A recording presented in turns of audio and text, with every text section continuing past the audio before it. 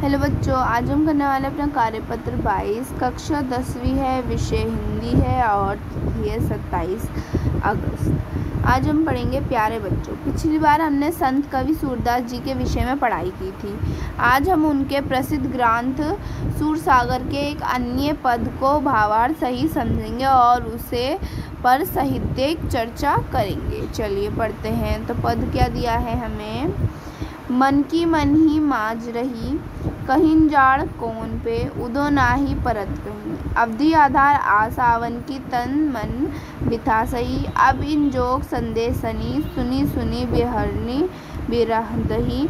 चाहती हुरती गुहारी जिताही, ते उत्ते थार बही। सूरदास अब धीर धरिए, क्यों मर्यादा ना रही। उसके बाद हमें यहाँ पे कठिन शब्द दिए हैं। तो आधार यानी कि आधार, उम्मीद यानी कि उम्मीद, जोग यानी कि जोग योग, बिथा यानी कि व्यथा, बिहरनी यानी कि विरह में रहने वाली स्त्री, गुहारी गुहार या प्रार्थना। ठीक है, आगे पढ़ते हैं। भावार्थ।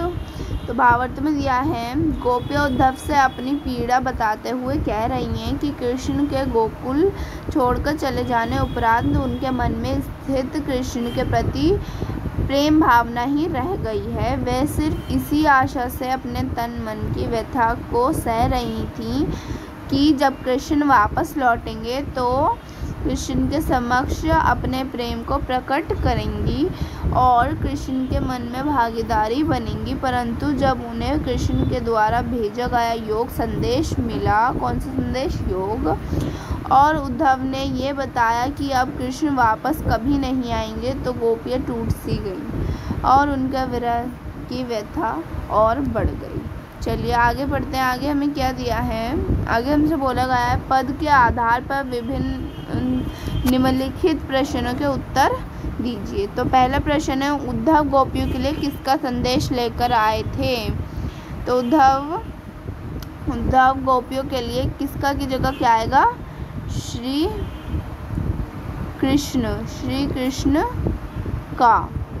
कृष्ण का संदेश लेकर आए थे। तो ये हमारा फर्स्ट आंसर हो गया। उसके बाद सेकंड है, गोपियों को किससे गुहार सुनी जाने की उम्मीद थी। गोपियों को यहाँ किससे की जगह हमारा आएगा, एक मिनट, गोपियों को कृष्ण जी से गुहार सुने जाने की उम्मीद थी। ठीक है। उसके बाद है थर्ड, गोपियों ने किस प्रकार से श्री कृष्ण का इंतज़ार किया। तो कैसे किया था उन्होंने। तो ये रहा आंसर। गोपियाँ श्री कृष्ण के आगमन में आशा में दिन गिनती जा रही थीं। वे अपने तन मन की व्यथा को चुपचाप सहती हुई कृष्ण के प्रेम रस में डूबी हुई थीं। वे इसी इंतज़ार में बैठी थी कि श्री कृष्ण कब उनके विरह को समझेंगे, उनके प्रेम को समझेंगे और उनके अतृप्त मन को अपने दर्शन के तृप्त करेंगे। तो ये हमारा answer number third complete. Okay.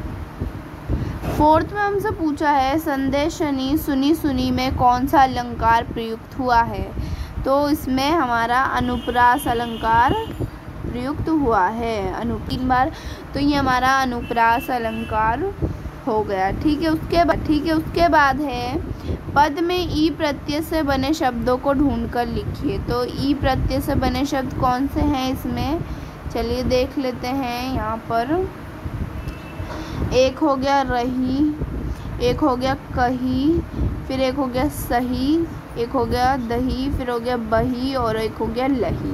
तो ये सब ई प्रत्यय ई से बने हुए शब्द हैं। तो ये आपका आंसर नंबर 5 हो गया। ठीक है। सो बच्चों, यही थी मेरी आज की वर्कशीट। आपको मेरी वीडियो पसंद आई तो प्लीज़ लाइक कीजिएगा। चैनल को सब्सक्राइब नहीं किया है तो जल्दी से सब्सक्राइब कर दीजिए।